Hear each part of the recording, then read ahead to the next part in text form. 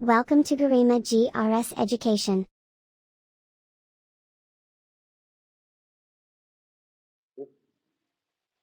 Hello. हाँ जी, आज चलेगा थर्मल एक्सपेंशन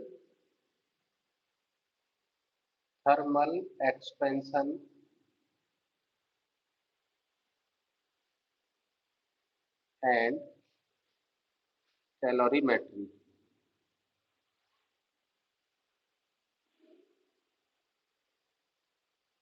ये चैप्टर है thermal expansion and calorimetry.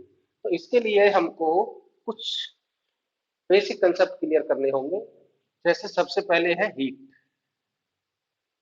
Heat क्या होती है? हीट होती है एक एनर्जी। हीट क्या होती है? एक एनर्जी होती है। पहले इसको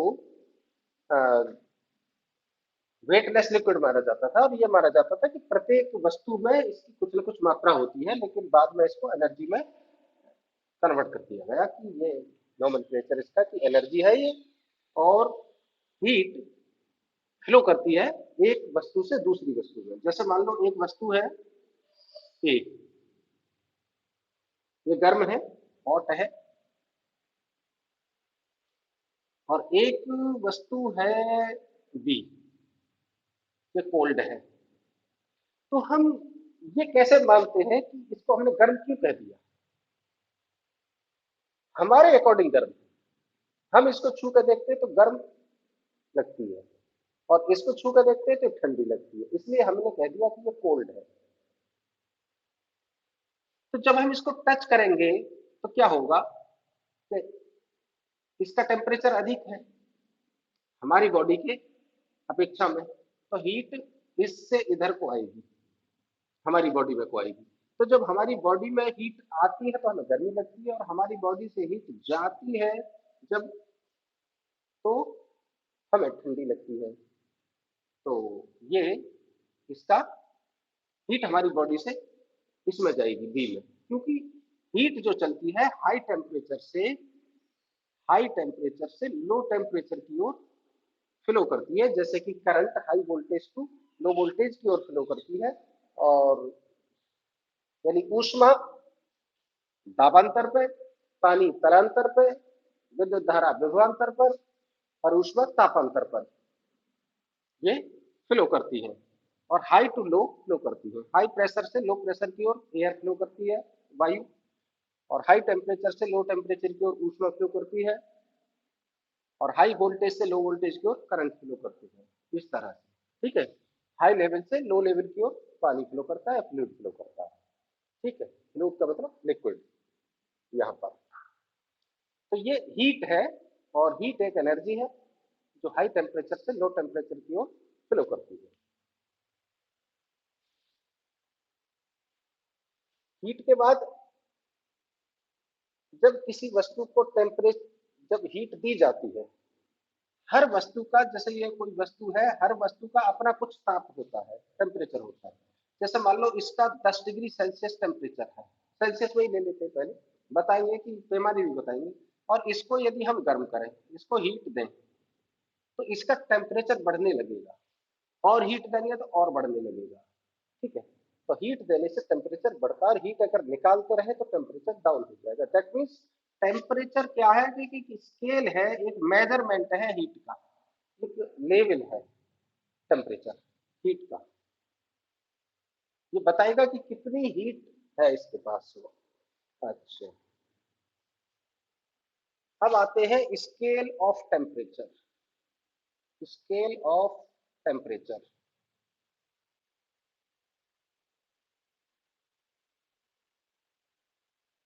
बहुत सारे स्केल है। जैसे डिग्री सेंटीग्रेड है, डिग्री फ़ारेनहाइट है, केल्विन है, और आपका र्यूमर है। ये यहाँ 4 स्केल हम पढ़ने वाले हैं। तो जैसे मान लो इसका कैसे निर्धारण किया गया, ये कोई स्केल है।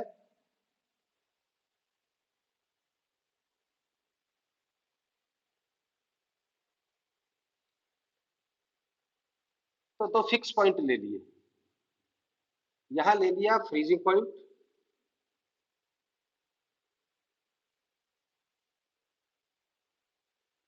और यहां ले लिया बॉइलिंग पॉइंट।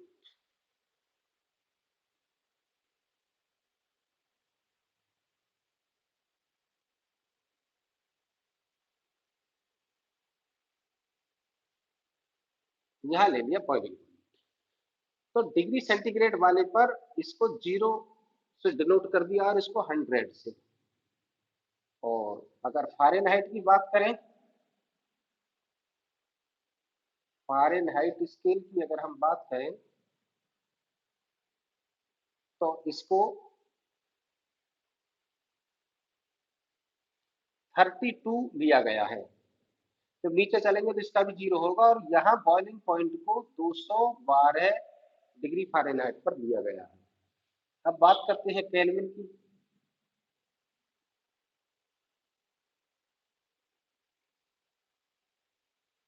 यहाँ पर केल्विन को 273.15 और बॉइलिंग पॉइंट को डिनोट किया है 373.15, और साथ ही इसको ले लेते हैं रिमर स्केल को। यहाँ पर इसको डिनोट किया है 0 से, और बॉइलिंग पॉइंट को डिनोट किया है 80 रिमर से।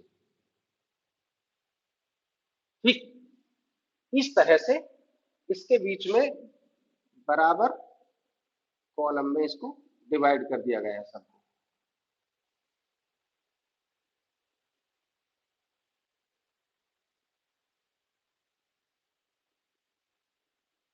एक डिग्री इसको डिवाइड कर दिया गया है। तो इनमें रिलेशन कैसे निकलेगा? जैसे मान लो C/5 is equal to F-32/9। अब एक याद कर लिया, इसमें भी वही प्रॉब्लम हो जाती है कि F-32 है या C-32 है, C/5 है या C/9 है, इस तरह से। तो इसका एक सिस्टमेटिक तरीके से हम याद रखेंगे। जैसे कि हम बनाएंगे C, इसका इनिशियल पॉइंट जो फ्रीजिंग पॉइंट है उसको माइनस करेंगे, C-0 अपॉन ये डिफरेंस। कितना डिफरेंस है? कॉलम कितने? 100 इक्वल होगा F माइनस लोअर, ये क्या है? 32 अपॉन डिफरेंस कितना है? 212 माइनस 32, तो ये हो गया 0, और 11 में 3 हो गया 8, 180 बराबर। केल्विन को लेंगे T-273.15 अपॉन कितना है डिफरेंस? 100। रीमर को लेंगे RE-0 अपॉन 80। अब एक 0 सबकी कट जाएगी, इक्वल है ये सभी, और ये 2 पंजे 10, 2 ने 18, 2 पंजे 10 और 2 चौक 8। तो एक रिलेशन बनेगा C/5 is equal to F minus 32/9 is equal to T minus 273.15 upon 5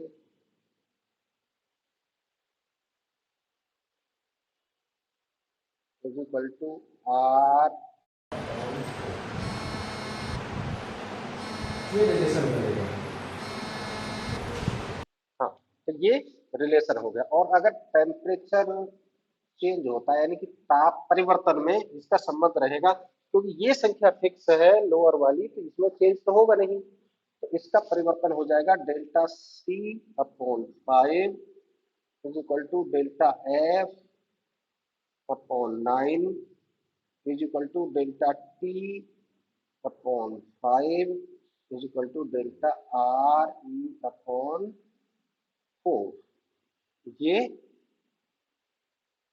ये हो जाएगा परिवर्तन का।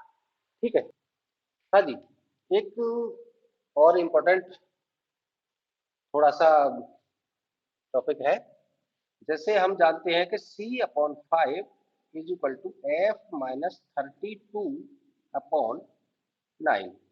ये रिलेशन होता है सेंटीग्रेड में और फ़ारेनहाइट में। तो ये बराबर तो है नहीं, लेकिन क्या किसी भी टेम्परेचर पर बराबर नहीं होंगे? होंगे। वो टेम्परेचर है -40 डिग्री सेंटीग्रेड। टी बराबर -40 डिग्री सेंटीग्रेड पर ये सी और एफ बराबर हो जाएंगे। अगर -40 से, अगर ये मान लीजिए if T is equal to -40 degree Celsius, then C is equal to F. ये एक कंडीशन। सेकंड कंडीशन, अगर इससे आगे पीछे होता है तो क्या होगा? If T is less then -40 degree Celsius, अगर ये लेस देन होता, 40 से और भी कम हो जाता है, देन जो सी है इज ग्रेटर देन एफ, तो ये सी बढ़ जाएगा एफ से। Third, if T is greater than -40 degree Celsius, then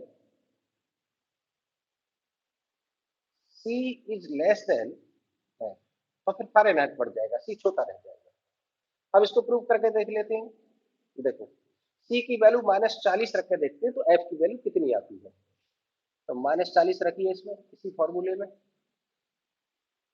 first condition apply कीजिए, -40/5 इज इक्वल टू एफ -32/9। काटिए, -8 इज इक्वल टू एफ -32/9 और एफ -32 बराबर -72, और ये हो जाएगा एफ बराबर है -72 प्लस 32, कितना आ जाएगा? -40। यानी एफ की वैल्यू -40 आ रही है। -40 पर सी की वैल्यू हमने -40 रखी, तो एफ की वैल्यू भी -40 आ रही है। इसलिए -40 डिग्री सेंटीग्रेड या -40 डिग्री फ़ारेनहाइट ऐसा टेम्परेचर है जो दोनों में बराबर होगा। -40 पर ये दोनों स्केल बराबर हो जाएंगे। अब डाउन करते हैं -40 से। देखिए, रखिए, मान लो इसकी टी की वैल्यू मान लेते हैं हम 50, -50 मान लेते हैं। तो -50 में रखिए इसको, सी की वैल्यू -50, तो -50/5 इज इक्वल टू एफ -32/9, और ये हो जाएगा, ये 5 है, -10 बराबर एफ -32/9 और एफ -32 बराबर -90, क्रॉस मल्टीप्लीकेशन, और F is equal to -90 plus 32। अब 90 में से 32 घटाइए, 90 में से 32, 10 में से 2 गया 8, और 8 में से 3 गया 5, तो ये हो जाएगा -58 एफ, -58। अब देखो, -50 रखा था हमने सी की वैल्यू, और एफ की वैल्यू और कम हो गई। यानी अगर टी -40 से नीचे उतरता है तो सी बड़ा होगा और एफ छोटा हो जाएगा, एफ और कम हो गया है। ठीक है, अरे -50 से -58 तो कमी है। तो ये, तो जब ये एफ छोटा है तो अर्थात सी बड़ा है। अब इसको 40 से ऊपर ले चलते हैं। 40 से ऊपर -30 रख लो, टी इज इक्वल टू -30 रख लेते हैं। तो सी की वैल्यू रखिए -30, ये -40 से अधिक है, upon 5 is equal to F -32/9, तो 530 -6 इज इक्वल टू एफ -32/9, और एफ -32 इज इक्वल टू -54, 54, और F is equal to -54 plus 32।